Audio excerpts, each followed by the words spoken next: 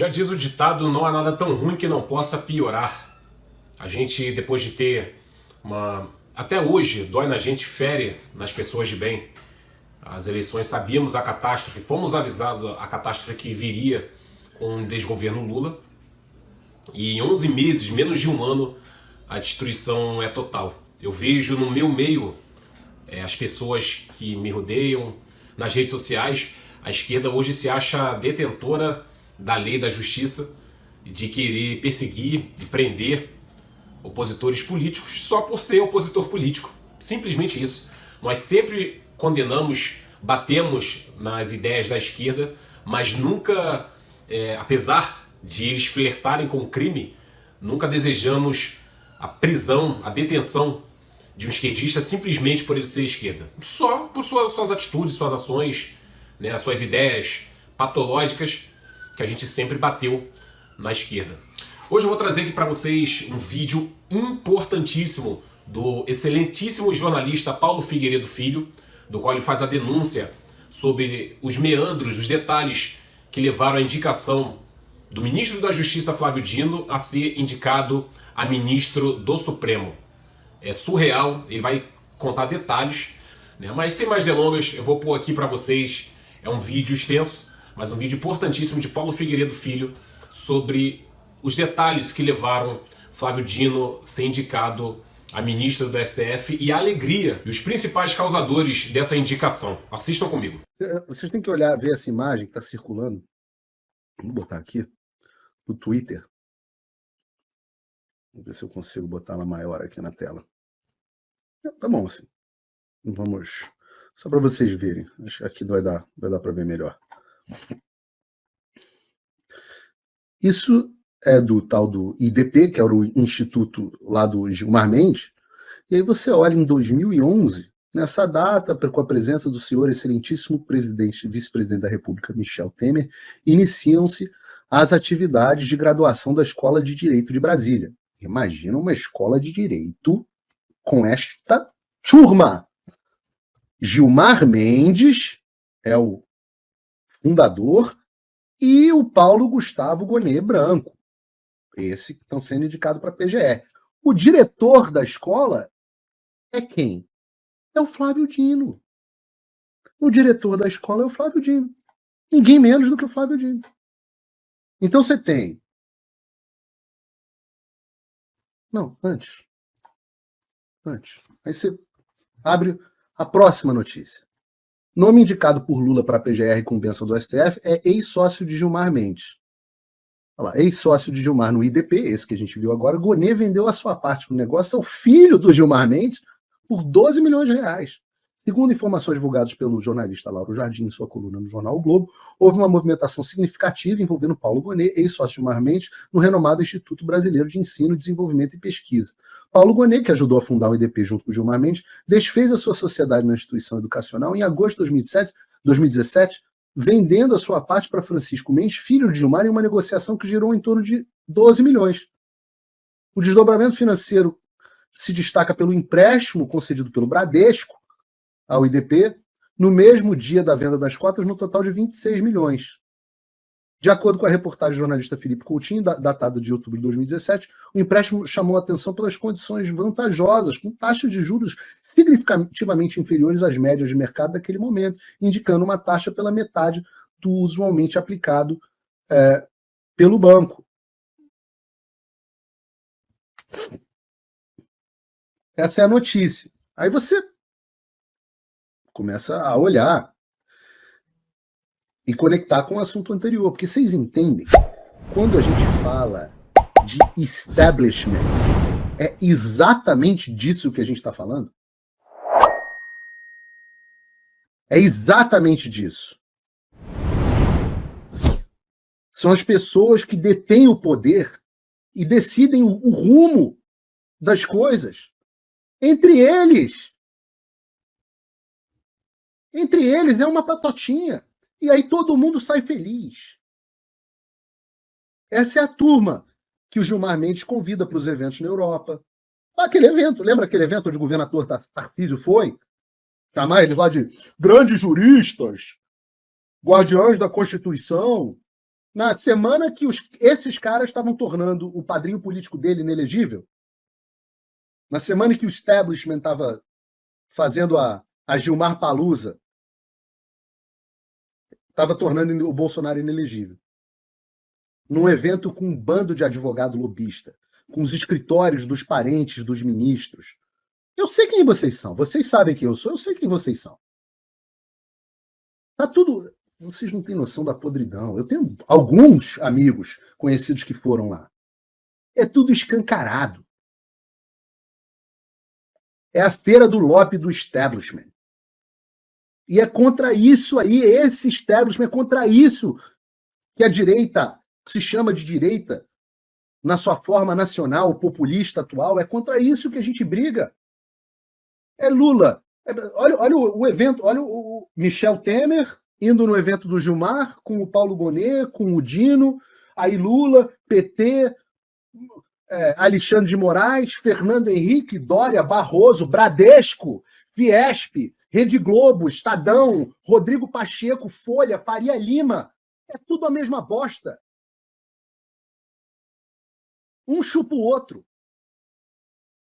Todo mundo sai feliz, todo mundo junto nos institutos, ninguém solta a mão de ninguém.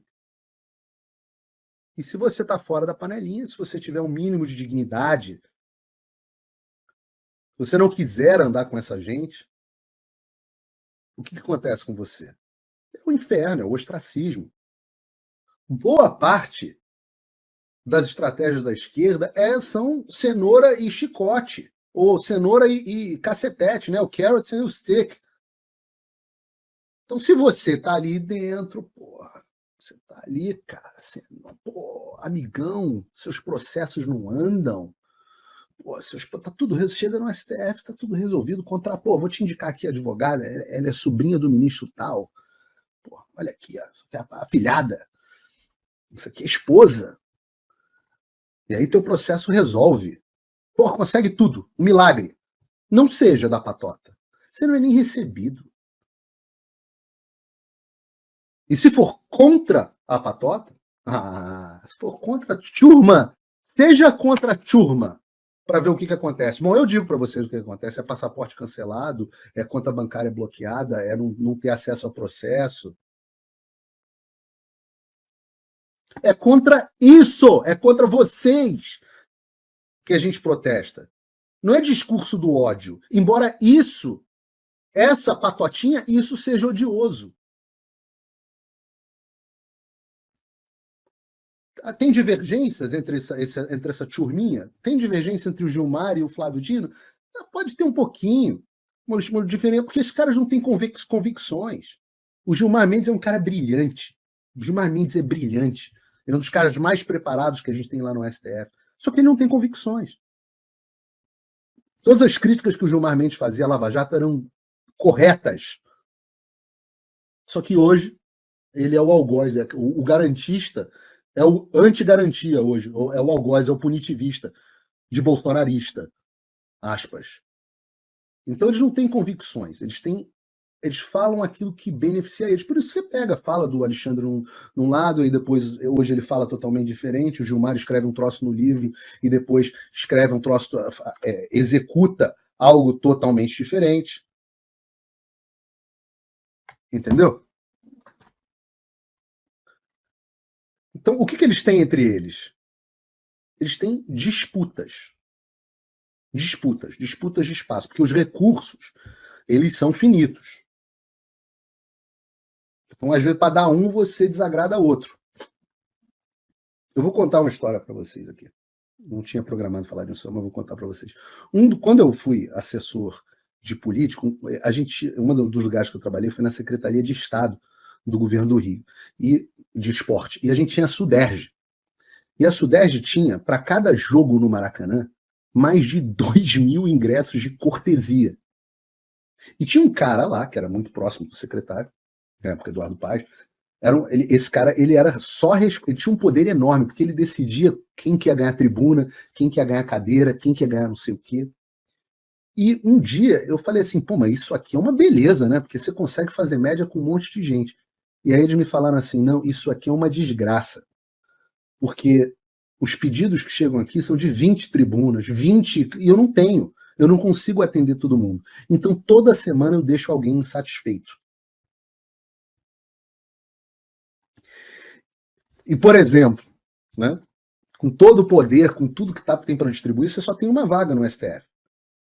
E ela não foi para o Rodrigo Pacheco, que era quem era o candidato do Dino, do Alexandre e do Gilmar e companhia, do establishment ali. O candidato era o Pacheco no ano passado. Então, agora eles entram em disputa por espaço. Não é porque o Pacheco viu a luz e enxergou Jesus. Você tem, por exemplo, o Flávio Dino crescendo muito dentro do PT, está se tornando muito poderoso, está mordendo pedaços que outros queriam do bolo. E de comer bolo, porra. Tem uma coisa que o Flávio Dino claramente entende, você consegue ver na cara dele, é de comer bolo. Então tem uma ala enorme do PT que não gosta do Flávio Dino. O Dino é conhecido, por exemplo, por usar as forças policiais que estão a serviço dele como força política. Bom, isso é uma coisa que já fez isso, inclusive, contra alguém que pessoas que hoje ele precisa no Senado. Né? E é por isso que eu digo para vocês que a nomeação dele não está certa. Eu conversei com vários senadores, conversei com gente até do governo Lula. Sim, eu gosto de manter uma boa interlocução. Eu tenho amigos, porque a vida não se resume à política, então eu tenho amigos até no governo Lula. E eu ouvi histórias interessantes, gente próxima, gente boa, dizendo que a estratégia do Lula foi meio que ao indicar o Flávio Dino, porque até 2 semanas atrás, até semana passada, talvez, o Flávio Dino já estava meio que descartado. Tinha naufragado a candidatura dele, a indicação dele. Né? Então o Lula mandou esse se colar, colou, porque quando ele indicou o Dino, ele atendeu um pedido dos poderosos do STF, esses aí que vocês estão vendo juntos, a turma do Gilmar. Esses caras, com isso o Lula reduz um pouco daquele clima de cocô que estava na semana passada, com o voto do Jacques Wagner, a PEC, as ameaças do Gilmar Mendes, via recadinho para jornalista da Globo News. Aquele clima horroroso quando o Lula indica o candidato deles, ele ameniza os candidatos deles, ele ameniza isso. E o Lula sabe que precisa do poder do Supremo Tribunal Federal, que ele não tem força para brigar com o Supremo Tribunal Federal. O Supremo Tribunal Federal é muito mais forte do que o Lula. E é por isso que o nosso inimigo é muito mais o Supremo Tribunal Federal do que o Lula. Porque foi o Supremo Tribunal Federal que, nas palavras do próprio Supremo Tribunal Federal, através de levaram Lula ao poder. Eles é que derrotaram o bolsonarismo. Nas palavras deles. Por isso que, poxa, cadê? Vocês só estão no poder por nossa causa. É por isso que o Lula agora está cogitando botar o Lewandowski para o Ministério da Justiça no lugar do Dino. O Dino no STF, ele é o candidato do Gilmar, como a gente viu aqui, mas é também o candidato do Barroso, do Xandão, e eles deixaram claro isso no Twitter. Agora, será que o Dino é o candidato do Pacheco? Será que ele é o candidato do Alcolumbre? Vocês não têm ideia do poder que o Davi Alcolumbre tem, não é só porque é presidente da CCJ, não. Dizem que hoje, tem gente que diz que hoje o Alcolumbre manda mais no Senado do que o Pacheco, que é meio rei morto ou rei posto. Será que o Dino é o candidato ao Alcolumbre? Para mim, essa vai ser o decisor. Será que ele é o candidato do PMDB? Eu não sei, eu ainda não sei. Mas esses são os caras que decidem. E vão decidir no voto secreto. O que é bom nesse caso. Porque eles podem prometer e não cumprir. Eles podem prometer e não cumprir. Nesse caso é bom. Mas, caso o nome do Dino não passe, o Lula resolve um problema político se livrando de alguém que, como eu disse, guloso, come um pedaço muito grande do bolo. Tem gente... Eu ainda fiz a pergunta à pessoa que eu conversei e falei assim, mas... ele falou assim, o Lula se livra de um adversário. Eu falei, mas o Dino é adversário do Lula? E a pessoa respondeu, no PT, com certeza. Então, se não passa, o Lula atende e coloca na conta do Dino, que sai enfraquecido. Em seguida, o Lula coloca um nome mais palatável, como se fosse um Bessias da vida, que aí passa como se fosse um remédio realmente mais palatável mesmo. E talvez o Bessias não fosse passar antes, fosse enfrentar resistência, mas depois do Dino, qualquer um passa a ser visto como uma solução intermediária. Depois do Vingador, né? É meio que o bode que você tira da sala.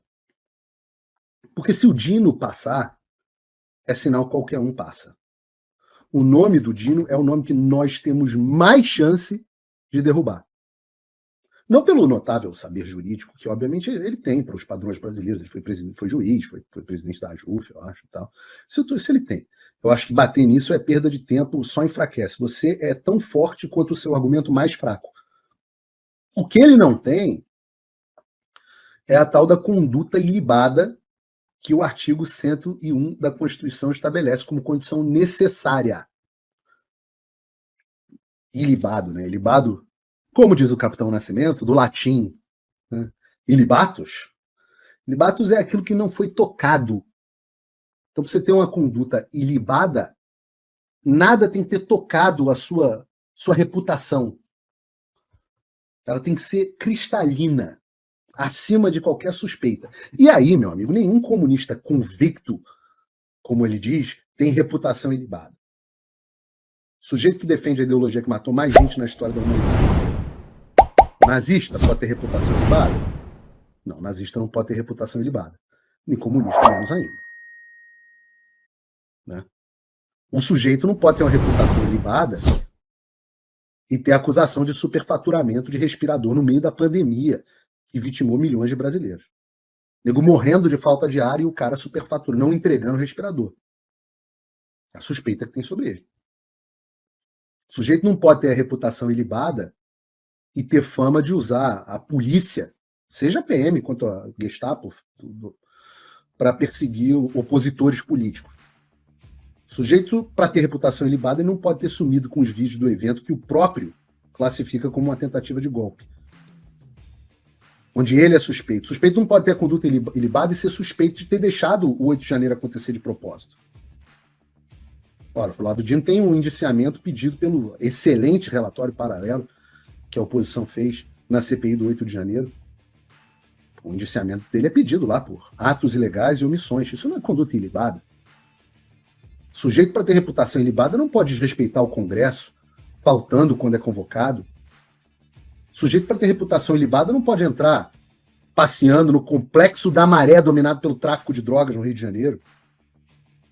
Sujeito para ter reputação ilibada não pode ter recebido no ministério que ele comanda a dama do tráfico do Amazonas do Comando Vermelho, convidada com dinheiro público. E eu posso ficar aqui falando sobre o Dino, mas quem vai ter que falar essas coisas são os senadores na sabatina. Mas há sim, eu afirmo a vocês, uma chance real do nome do Dino não ser aprovado. É claro que é mais provável que seja aprovado, não vou mentir para vocês. Mas há chance. Há chance.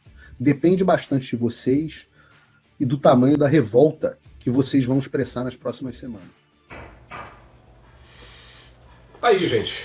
Tá aí. Resumindo o que Paulo Figueiredo falou, praticamente foi que esse sistema podre, carcomido, o judiciário, o executivo, eles estão juntos e misturados para poder se locuplementar dos poderes da República, chupando o nosso sangue praticamente, sugando o nosso sangue, as nossas custas, vamos dizer assim, né? Com um verniz, com uma capa de democracia, de harmonia, enfim, aquela papagaiada toda, aquela falácia, mas na verdade eles só estão cuidando dos interesses dele. Resumindo, o STF foi o órgão que garantiu a eleição, né, o pleito do Lula, e nesse tratado, para mim, desde o início, tinha um dedo do interesse do STF na indicação de um dos ministros para o próprio STF. O primeiro foi a indicação do próprio Lula, que foi o seu advogado pessoal, o Cristiano Zanin, e o segundo seria uma indicação do próprio STF que eles negociavam, utilizavam como balcão de negócios, seria Rodrigo Pacheco, mas no meio do curso mudou para ninguém menos do que Flávio Dino, do qual esse não tem moral nenhuma. Na verdade, todo esse governo, toda essa corja aí, eles não têm moral pra nada, tá bom?